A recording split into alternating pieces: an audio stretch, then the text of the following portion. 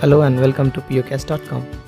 I'm delighted to have you here in this exciting section of XST and DTD. This session is extension of previous section that we learned about Introduction to XML. Well, if you have not listened to that podcast, then I strongly recommend that you go through it. I'll assume that you know the basics of XML and its terminology, like elements, attributes, tags, nodes, and etc. I'm going to use those terms and help you understand the new keywords in the context of XST and DTD. In this section, we are going to learn about two more important topics in XML, that is XST and DTD. Well, just to give you a short definition, XST and DTD are nothing but the rules we define, and then we apply those rules to XML to follow it. Let me walk you through on what's inside this section. Well, we will learn what is XST and its usage, how to write XST and validate the XST against the XML. In this area, we'll just try to play around to see how it behaves. We try to change some XST and then see what's the behavior. Then we look at DTD and its features. We will then validate the XML against the DTD. Well, DTD and XST are rules, right? So the section is about defining it and then validating it. To get things clear, we will compare XST and DTD and understand it much better, where to use, when to use. Finally, I'll show you some handy tools that I use personally and which benefits me a lot. These tools will help you to check whether XML is formatted and then helps to validate the XML against the DTD or XST. Before we jump into this topic, think for a second. Why do you think we have to have rules? Why can't we just write the XML and use it? Well, good question, right? The purpose of XST is to do the right opposite. It restricts the user to follow some kind of standards and follow a structure rather than to define its own, or just go crazy with his imagination. We don't want to do that. We want to restrict, or we want the user to define as is it has been represented in the XST. Well, this session will be an interesting one as we do hands-on and theory together to grasp things faster. So let's get started.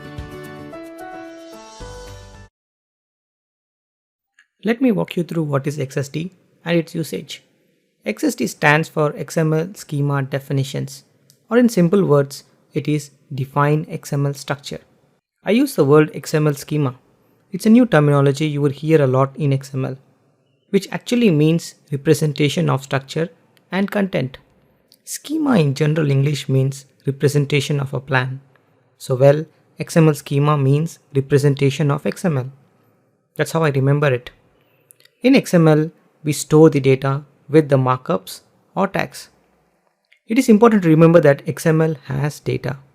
XST, on the other hand, defines how that data should be structured inside the XML. So I'll give you an easy to remember definition.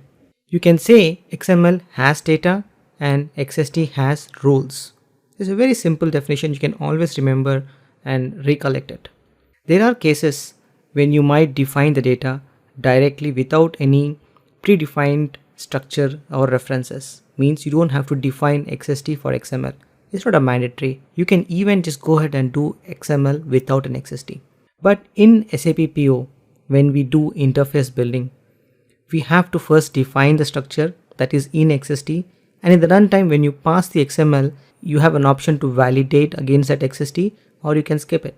So it's really important to understand that XST is a part of the SAP PO interface development learning curve.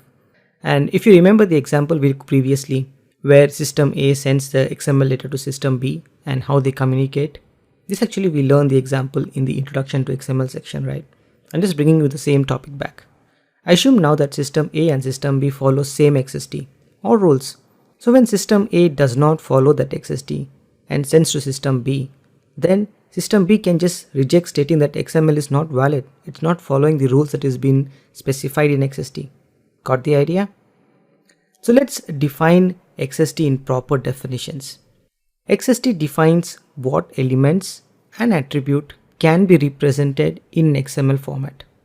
So I use the word called elements and attributes. So remember, these are the two things we are trying to define in XST. XST specifies how should be the structure of XML and what type of data to be used inside each element. We can restrict fields like when a phone tag is been defined, we can restrict the phone tag can only have numbers. When a date tag is defined, we can specify the date tag should have a proper date format. It's like doing a validation on a web page, right? when you filling a email address, and when you don't put that @ symbol or domain.com, then the form has not been submitted. It's something like this. It's actually validating against the XST. XST can also decide the number of child elements to be repeated. There's one more important rule that we can define in XST, and that rule is basically decides the number of child elements to be repeated. The property we use is called as min occurrence and the max occurrence. The min occurrence actually say the minimum repetition value, which could be 0 or 1 or 2, and the max repetition value could be unbounded, like infinite or a definite number. This is also called as cardinality. So remember, the word cardinality actually means mean occurrence and the max occurrence. So when you define the XST, you define the cardinality as well. So let me recap what we learned. So in XST, we generally define the data type, like is it an integer, is it a date, or it's basically a string. Then we define the cardinality of the field. Basically, cardinality says how many times the field has to be repeated. XST also define 4 other things, that is a default value, a fixed value, or optional value, and a mandatory value. These are important to understand because now you can restrict the data that user has been entered. Let me walk you through each of those options. The default value means when no value is specified by the user, then this is the default value, right? Means it's an initialization of a variable with a default value. Fixed value means the value is predefined. The user can use the same value that has been defined in XST. The user cannot change the value. The optional means we can skip this field or can be empty as well. A mandatory or required means this field should have some value and cannot be null. Next, let me define the XST and use the rules we discussed. Let's look how to define the XST and how this rules has been applied.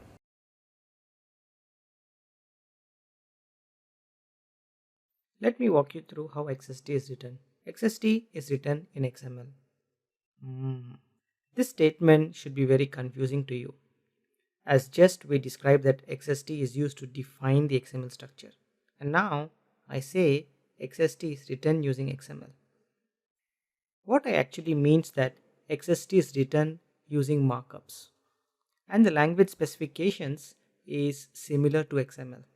So don't be confused with XML specification versus the XML data. When I say XST written in XML, I actually means is XST uses the XML specification to define the rules. Let's look at the structure displayed here. Anything we write in XST should start with schema. Well, we discussed this, right? Schema means representation of structure and content.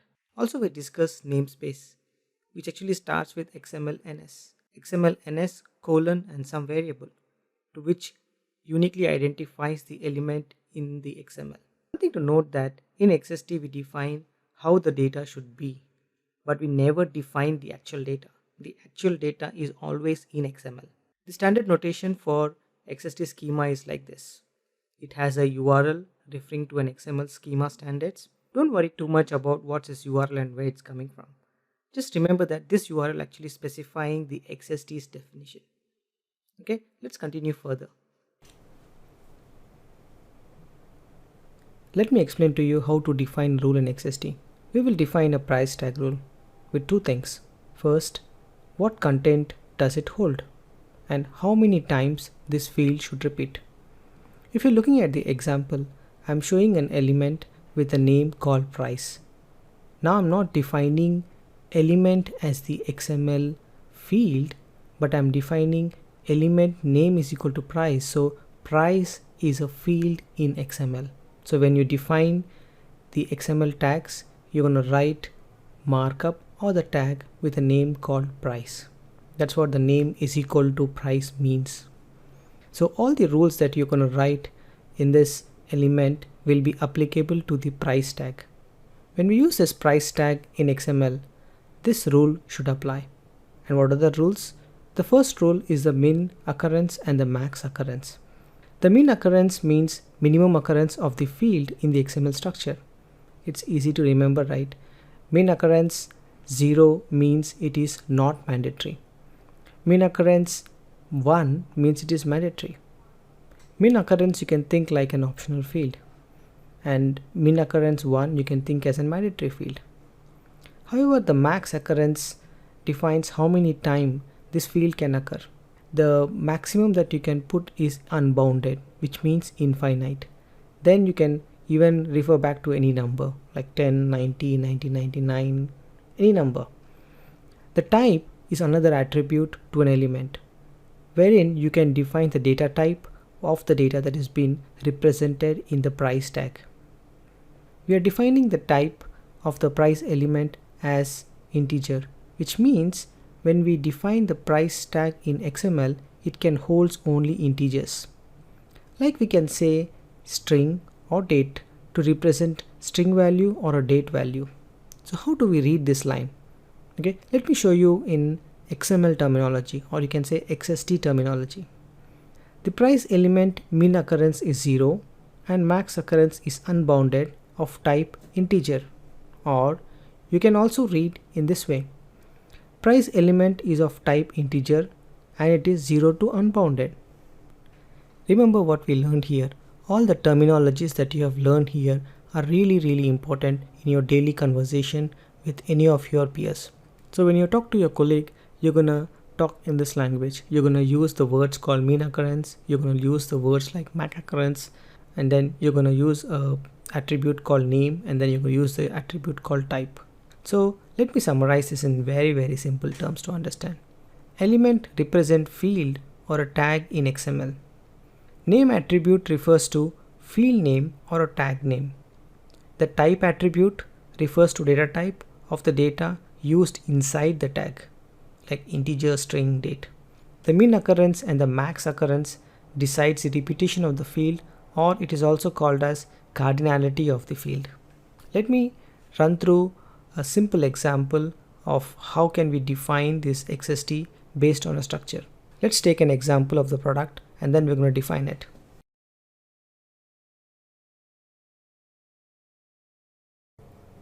Let's take an example of a product.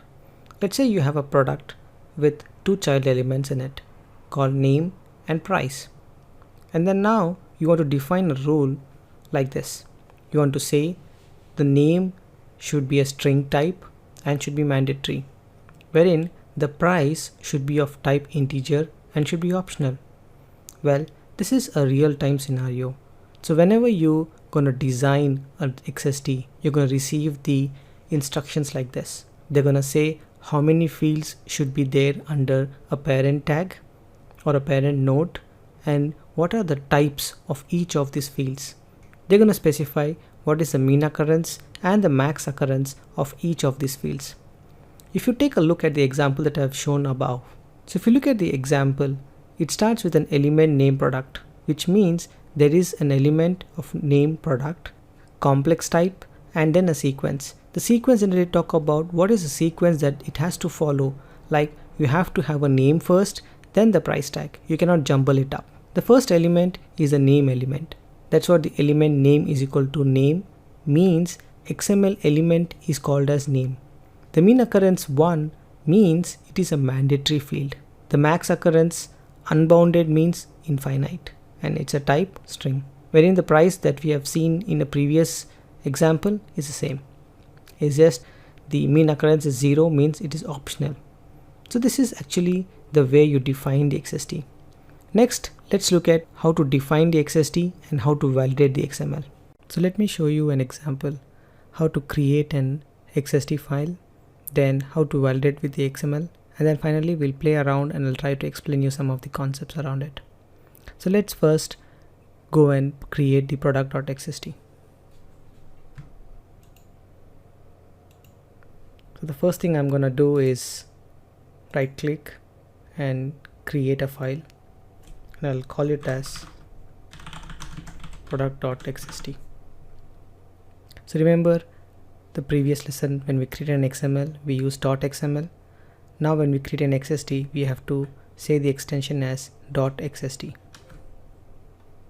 Save this file, then we'll use a notepad or any notepad that you generally use. Then now we start writing this XST file. So I'm going to walk you through general definition of how to write an XST. First, we have to define the XML declarations, which is version 1.0. Then we're going to define with a namespace schema, and schema is generally the first tag of the XST. Then we're going to say what is the namespace XML ns :xs, which is equal to, and then we're going to refer to the XST schema.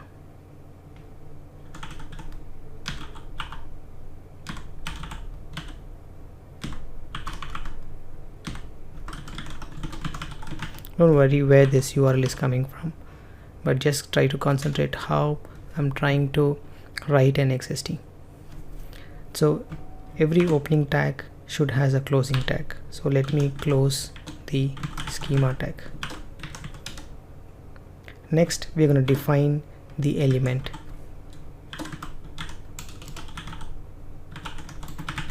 And the name generally is the name that we're going to use in the XML. So I'm trying to define a product.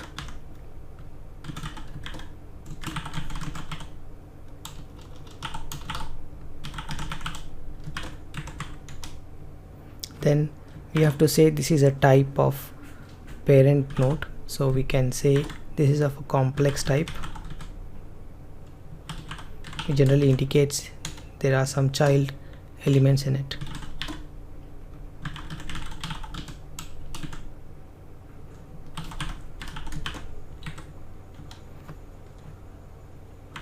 Then we define the sequence. Sequence generally say what is the sequence of the child fields.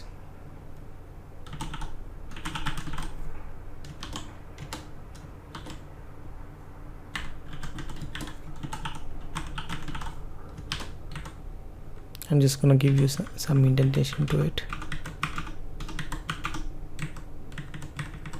just to look good. So now I will start defining the elements again. So first let me define the name, and this name is the name of the tag. Then I'm going to define the data type. So it's similar to defining an variable, and you can close the opening tag with a self-closure tag just by saying like this. Means you don't need to specify a closing tag, it's just like self-closing tag. Then you can say it's a description.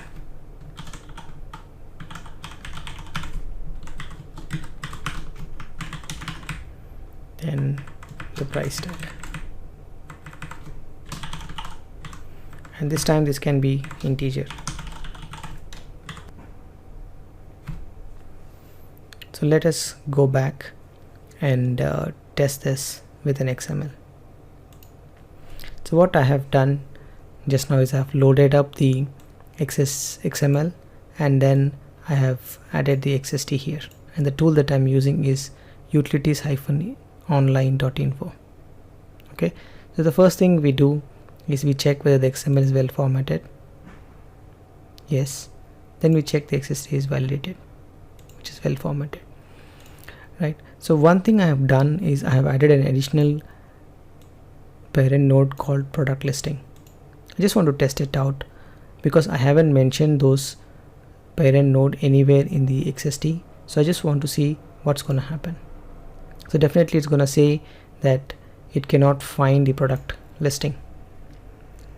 Right. So let's try to remove this, and then we will work out with the XST. And then now let's see whether XML is validated. So now even if we remove the product listing, now the second error is saying the $99 you mentioned is at integer, but now you are actually not using as an integer, but you're adding some kind of symbol to it. So let's try to remove this symbol. Okay, so now the XML is validated against the rules file that we have written in XST. Let's try to play around with it. Let's say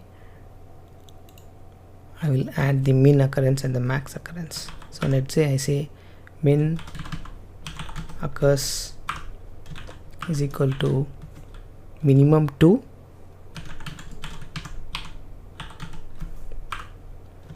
max occurs 3, right? So this should error out because the name is not repeated twice, it's just once. But now we say the minimum occurrence should be 2,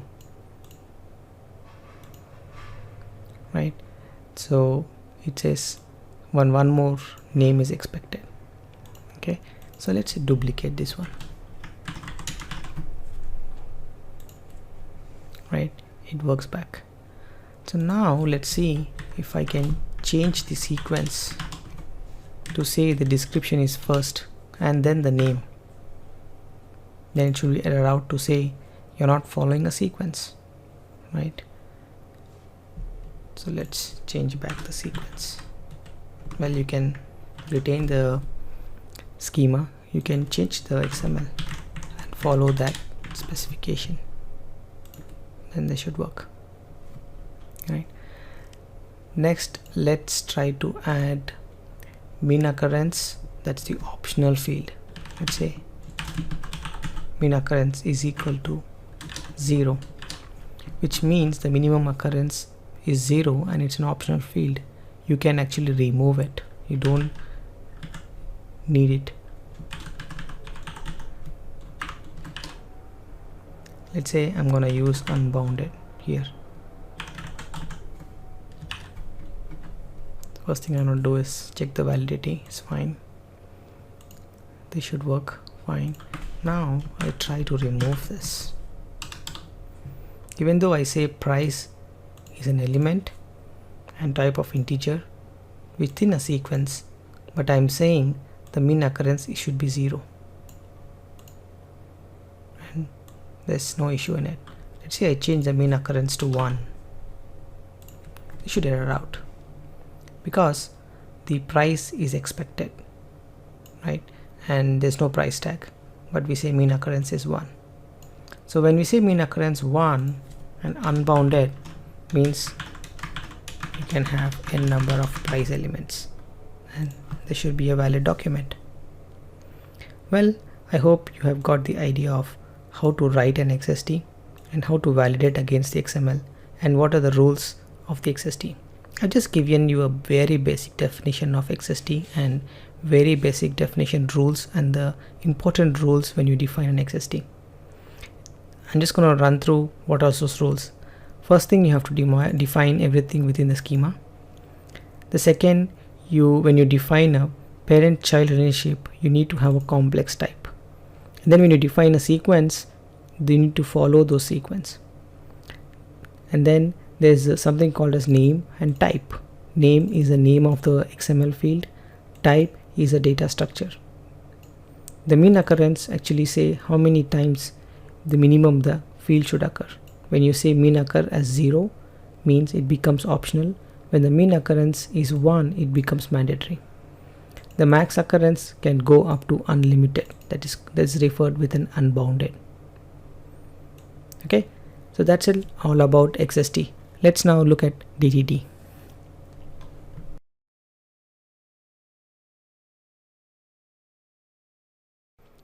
Let's now look on what is DTD. You need to understand that DTD and XST does the same job. They both are the rule file for XML, and conceptual wise they both defines the rule that XML can follow. XML can follow the rules from DTD. XML can also follow the same rules from XST. Then what's the difference? Well, DTD came first, then the XST. After working with both, I can say DTD is used for simple types and XST can be used for both easy and complex scenarios. The major difference to remember is DTD syntax is based on HTML. It does not look like XML, wherein XST is a pure XML language. So the advantage is we don't have to learn something new or remember something new when we deal with XST, wherein DTD you have to learn HTML, which actually means standard generalized markup language. Let's look at what is DTD. The DDT stands for Document Type Definitions. It defines the element structures and what the data is holding. It's similar to XST, right? So it actually does the same definition of the fields. However, there is not many options to differentiate data types within the DDT. It's very limited. There are two types of data type which is commonly used in DDT. The one is called PC data, which is called as parse data type. The other one is called as unparsed data type, referred with the C data. Most of the times we'll be working with PC data type, which means you can include all the character set in it. Unparsed, generally you don't want to parse at the runtime. Like XSD, the DDT also does the same job. DDT defines the attribute of the elements. DDT also take care of ordering and nesting of the elements. As I told you, the only difference you will find when you try to write DDT uses HTML. That's why you can find the syntax of DDT is something different. It's a markup based, but it's not really XML. Well, DDT is very simple and easy to build. It's part of the initial design, so you can understand why there's not many complex things inside. And what is my preference when I want to use DDT or when I want to use XST? My rule is very simple. When I want a very simple, quick DDT, I would say, I just open up the notepad and start typing the DDT. It's a very sleek and easy to write design with not many complex structuring. When it comes to XST, it's very complex to write, but it is scalable. And I always prefer XST when I want to write something complex scenarios, and then medium to complex, I always prefer XST. Let's look at the DDT definition now. Let's learn how to write the DDT. The first thing that we need to write is start with a declaration. The declaration start with the doc type, and there are two types we can write the DDT. First is inline and second is external. The inline means you can write the DDT inside the XML itself. That's why we say DDT is very slick. External means you can write the DDT in a file, save it with an extension called .dtt, and then use it as a reference in the XML to validate the XML. So that's two types you can actually define the DDT.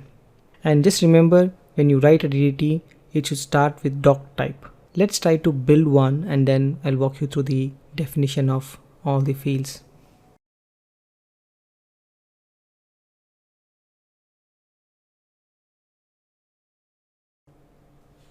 Let's look at two different samples of how to create the DDT.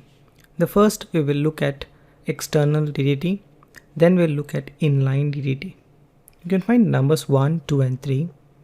1 and 2 actually is external DDT. 1 is defining, 2 is using. Third one is inline DDT. So let's look at 1 and 2. The number 1 generally is a DDT file, means you create a file with the extension called .dtt, and then you write this code inside it. So let me walk you through what this actually definition means. You always start with exclamatory mark, element. As we saw in XST, we always say element is the same keyword we use in DDT called element. The first line that you have to write in DDT is to define the structure. You're defining the ordering and the nesting of the elements. So you say product actually have name, description and price. Here you are not defining the min occurrence and the max occurrence and the data type. The only thing that you're defining here is the ordering of the fields, the parent and the child relationship. Then you will go into individual fields and then you will define what is the data type. As I explained previously, it doesn't have so detailed data type. You just differentiate with PC data and the C data. And if you're trying to store the data like string, integers, date, then we prefer to have PC data. Wherein if you want to store some data and don't want the browser or the compiler to compile it, then we actually use it as in C data. So here we say product have 3 fields. So product is a parent and name, description, price is a child of it. And name is PC data, description is PC data and the price is PC data. It's as simple as writing the rules file. Then in the XML, that's a number 2, you will import the DDT. So as I mentioned, the doc type is important. You don't mention doc type in DDT. You mention that in the XML file. So that's like an import statement also. Doc type is actually the declaration of the DDT. So you say doc type of type product, and then system means you actually referring the file from the system, which is a product.ddt, and then you define your XML file. So when this file is been executed as an XML, it will refer back to its DDT and then try to validate the definition that's written in the DDT. Let's look at the third option. That's basically the second option of inline. Inline means you write the DDT and XML within the same file. So here you're not gonna say system and then refer to an external file. Here you actually write the whole DDT. So if you look at the example, it starts with doc type product, and then inside that product you actually define the elements. You define the sequence, then you define the data type of each of the fields, and that's it. When this file is executed, it actually loads up the DDT and then validates against the XML, and if there is an error, it will just output it out. I hope you should fairly get an idea on what is DDT and XST and how it is used in general terms.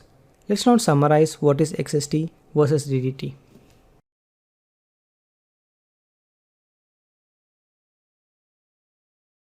Let's see what are the things we have learned in DDT and then compare against the XST. Well, the DDT is based on HTML, and you know XST are written in XML. DDT supports limited data types like PC data and the C data, wherein in XST we have wide range of data types. We have seen integers, string, and dates. DDT does not support namespace, wherein in XST you actually can define the namespace using XML NS, and then you can define variety of namespaces. DDT is not extensible, wherein XST is extensible.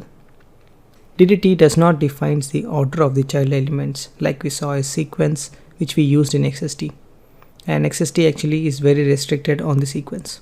Well, that's it. That's the difference between DDT versus XST, and I hope you have really understand the difference between both the schema files. And when to choose what, that's a big question. I already answered it if you have understood it. I always go with XST when I have complex structures and when I see that the structure can be scalable in future. When I want to write a simple and represent a very simple schema file, I just always go with DDT. But from a standards point of view, I always prefer XST. It's easier to learn because it is XML based and it's a newer version than DDT, and I can define whatever criteria I have in mind to validate against my XML. So this topic of DDT or XST is really important. I'm relate back this topic when we go and deep dive into PI and PO, and then we build the data types there. So when we build the data types in PI and PO, we generally use DDT as one of the option or XST as one of the option to build our structures. This is really an important topic. I just have to repeat it twice. Well, if you have any questions regarding the topic I discussed, or any clarifications, or you want me to add any additional topic on this subject, then please feel free to join the discussion in the forum where I can answer your queries and then you can chat about it. You can always reach us at support@podcast.com for any questions and clarifications that you have regarding this topic. With that, I will end this podcast. Thanks for listening to the section of the course. See you later and take care. Bye.